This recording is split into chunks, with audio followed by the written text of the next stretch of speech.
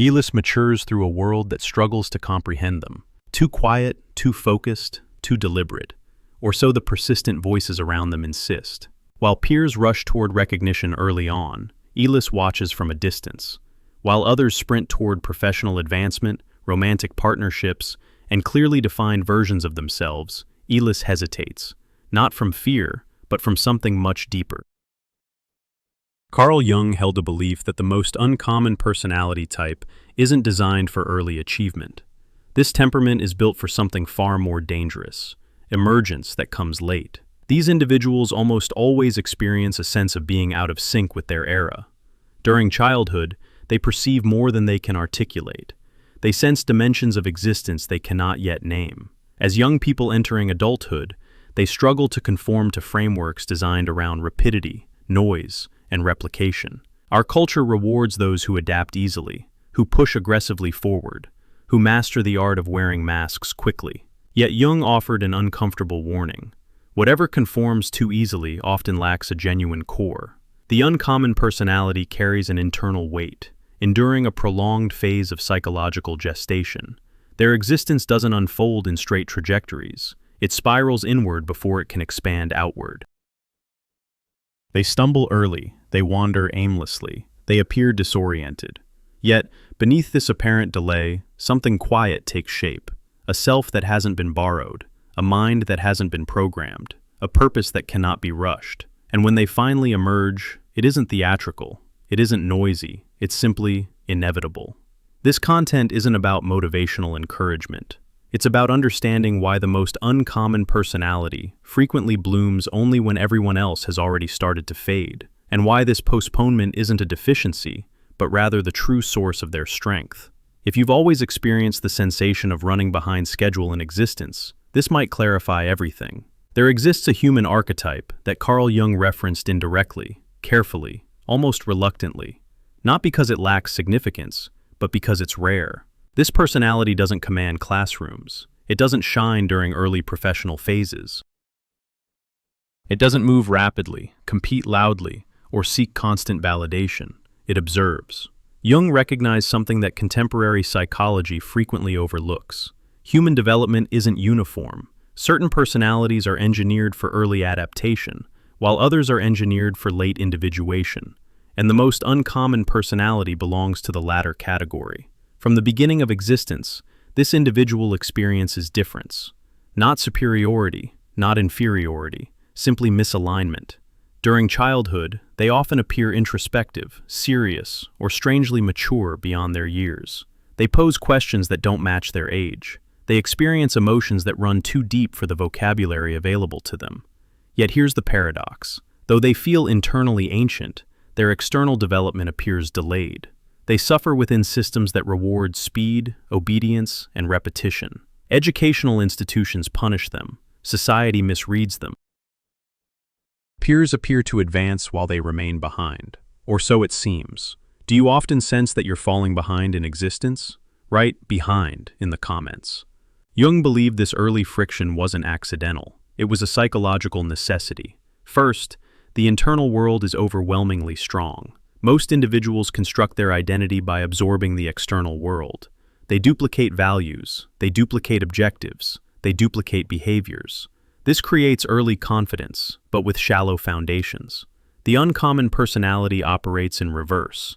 Their internal world is intensely alive. Thoughts, symbols, emotions, intuition, everything occurs simultaneously. Jung would have called this a psyche, where the unconscious is highly active.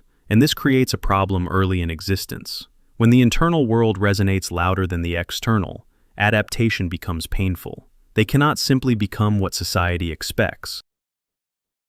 Not because they're rebellious, but because their psyche resists false alignment. So they hesitate. They postpone decisions that others make without consideration.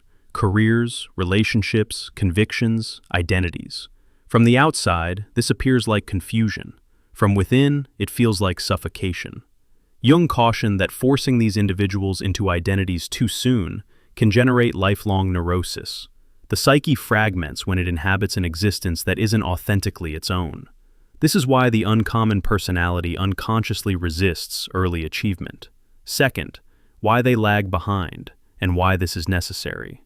During the 20s, the contrast becomes brutal. Others advance into promotions, marriages, status, external security. The uncommon personality feels stuck. They might jump from one path to another. They might withdraw into isolation. They might appear unambitious or lost. Yet Jung would argue this isn't stagnation, this is incubation. While others construct social structures, the uncommon personality builds psychological structure. They ask questions early that most people only confront during middle age. Who am I truly? What about me is authentic? What is shadow? What is borrowed? What is real? These questions slow you down, but they save you later. Jung observed something uncomfortable. Many individuals who achieve success early collapse internally later. Midlife crises, depression without obvious cause, emptiness despite external accomplishments. These aren't coincidences. These are symptoms of an existence without individuation. The uncommon personality pays the price early, so they don't have to pay it later. Third, the burden of consciousness. One of Jung's most disturbing ideas is simple and cruel. Greater consciousness means greater suffering. The uncommon personality is often painfully conscious. They recognize hypocrisy where others see normalcy. They perceive manipulation where others speak of social dynamics. They identify power structures, masks, and performances that sustain everyday life. They see through the illusions that most people depend on to function. And this makes early participation nearly impossible. How do you compete in a contest you don't believe in? How do you pursue status you don't respect? How do you imitate an existence that feels internally hollow? So they retreat, not always physically, but psychologically. This retreat is frequently interpreted as weakness, apathy, or lack of ambition. In reality, it's psychic self-preservation. Jung believed the psyche sabotages external achievement whenever it threatens internal integrity. This is why the uncommon personality often fails when success arrives too early. The soul simply refuses to cooperate. Fourth, solitude as a developmental stage. Solitude isn't accidental for this personality type. It's almost unavoidable. Their internal complexity makes superficial connections unbearable and deep connections rare. They can feel out of place even among friends, invisible in groups, unreachable in intimacy. This solitude often peaks during the late 20s or early 30s, and this is a dangerous juncture. Many uncommon personalities break here. They numb themselves, they conform, they abandon the self that was slowly forming. Jung warned that betraying the emerging self creates a shadow that accompanies the person throughout existence. Resentment, bitterness, silence, self-contempt. Yet those who endure the solitude without surrendering undergo something crucial: the dissolution of the social ego. The social ego is the constructed version you present to maintain acceptance.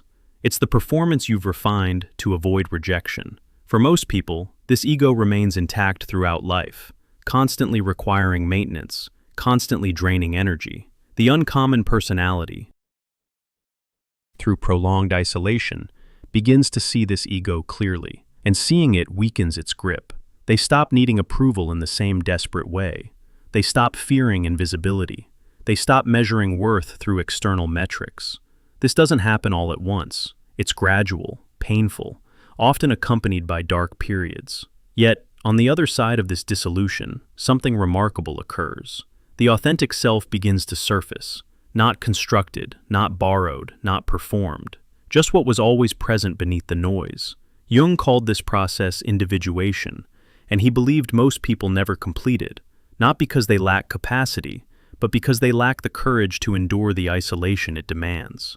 The uncommon personality doesn't choose this isolation deliberately. Circumstances force it upon them. Yet those who don't break during this phase emerge with something culture cannot manufacture: psychological sovereignty. They become internally self-governing. Their sense of identity no longer depends on external validation. Their direction no longer requires collective approval. They move through the world carrying an anchor inside themselves. This is when the shift begins, typically somewhere between the early to mid-30s. It's subtle at first, small changes. They stop apologizing for their pace. They stop justifying their choices. They stop explaining themselves to people who weren't asking in good faith. Energy that was previously scattered begins to consolidate. Focus sharpens. Priorities clarify. They begin building, not frantically, but deliberately. What they create now isn't flashy, but it's solid. They don't seek shortcuts anymore because they understand shortcuts lead nowhere permanent. Here's where Jung's framework becomes prophetic. While others begin experiencing their first real crises, marriages failing, careers feeling meaningless, bodies breaking down from stress, the uncommon personality is just beginning to hit stride. They're finally synchronized. The internal preparation they endured in their 20s now pays forward. They see patterns others don't see because they spent years observing while others were busy competing. While many learned to win, they learned how things actually work. Another transformation happens here, subtle but critical. They stop fearing judgment, not from arrogance, but because judgment loses relevance. When identity no longer depends on external approval, criticism doesn't destabilize, praise doesn't corrupt. They become psychologically incorruptible. Jung considered this state rare and profoundly threatening to rigid systems, because such individuals cannot be controlled through either reward or fear. This is also why they begin attracting projections. Others sense their autonomy and respond unconsciously, some with admiration, others with hostility. The uncommon personality becomes a mirror. People project onto them their own unexamined selves. Here, the dynamics reverse. Earlier they were ignored, now they're observed. Earlier they doubted themselves, now others begin doubting themselves in their presence. Do you recognize this power emerging within you? Write "power" in the comments. This shift can initially feel disorienting. Many uncommon personalities hesitate to step into visibility because they still carry memories of early rejection. Yet Jung warned clearly, quote, 0. Individuation doesn't mean hiding. It means carrying the weight of what you've become. Here, shadow integration becomes critical, because whoever knows their own darkness doesn't fear power, doesn't abuse it, has nothing to prove. Ambition becomes surgical, movements economical, energy conserved. This is the late surge of existence. While others begin burning out, they're just starting. Relationships change too. The uncommon personality no longer seeks intensity for validation. They seek resonance, fewer connections, deeper, more stable, clearer. They stop wanting to be understood by everyone and begin being understood by the right people. Jung saw this as a clear sign of psychological maturity, the capacity to be misunderstood without becoming bitter. And bitterness is the final test. Many come close but fail here. They look back with resentment, compare themselves to false timelines, and poison their own emergence. Those who pass through do something different. They reinterpret the past. The delay is no longer failure. It becomes isolation, protection, preparation. This revaluation releases energy. They no longer drag the past behind them. They integrate it. They use it. Their story becomes coherent, not spectacular, not dramatic, but internally consistent. Then influence expands, not through force, but through example. Others sense stability in a fragmented world. They become reference points, anchors. Jung believed these individuals often become leaders without announcing it, mentors without titles, guiding figures without office. Their presence reorders space, yet they remain free. They're not dependent on outcomes, don't chase legacy, don't fear endings, because they've already traversed the hardest thing of all, becoming who they are without asking permission. And therefore their success, when it arrives, doesn't consume them, it merely expresses them. In the second half of existence, the game most remain trapped in no longer holds power over them. Status doesn't seduce them anymore, approval doesn't move them, fear doesn't drive them forward. Here, Jung's psychology becomes almost prophetic. He believed the second half of existence isn't meant for outward expansion, but for upward expansion, for the integration of wisdom. Most people never reach this stage because they spend decades defending identities constructed too early. Careers that no longer make sense, roles that no longer fit, masks that constantly cost energy to keep from falling. The uncommon personality arrives here prepared. While others panic about aging, clinging to youth, relevance, recognition, they experience something unexpected: relief. Finally, time isn't an enemy anymore. They're not too late. They're synchronized. Energy rises because it's no longer fragmented. They don't pretend, prove nothing, perform nothing. The psyche is unified, and a unified psyche is profoundly powerful. This is why their peak often comes after 40. Not higher, not more ostentatious, but undeniable. They move slowly now, not from uncertainty, but because speed is no longer necessary. Every decision passes through the filter of depth. Every commitment is considered. Waste disappears. Jung believed this stage produces a rare form of authority. Authority without dominance. People listen because something feels solid, follow because something feels genuine. This is why these individuals often reshape environments rather than adapt to them. They don't rebel loudly, don't confront systems directly. They simply refuse participation in what's wrong, and that alone destabilizes weak structures. To outsiders, the success appears easy, natural, almost effortless. Yet nobody sees the decades of internal work. The failures that refined perception, the solitude that sharpened discernment, the delay that prevented corruption. And unlike early success, this kind of success doesn't rot from within. There's no midlife collapse here because there's no false existence to flee from. Existence makes sense to the one living it. This is the final reward Jung spoke of. Not happiness, not wealth, not admiration. Internal coherence. The deep feeling that your existence belongs to you. When someone reaches this state, nothing external can truly destroy it. Loss hurts but doesn't annihilate. Criticism stings but doesn't disorient. Even death is perceived differently, not as interruption, but as completion. This is why Jung saw the most uncommon personality as a sign of psychological evolution. A human being who doesn't sacrifice soul for speed and doesn't trade truth for approval. If you felt your entire existence that you're too late, out of rhythm, misunderstood, perhaps you're not behind. Perhaps you're ahead for a different kind of existence. And if you've recognized yourself in this journey, if this message has touched something real within you, subscribe to the channel. These videos aren't made for everyone. They're made for those walking the long path of individuation, of depth, and of self-mastery. If you choose this deep path, write depth in the comments. Subscribe and stay with us. The uncommon path is solitary, but you don't have to walk it without understanding.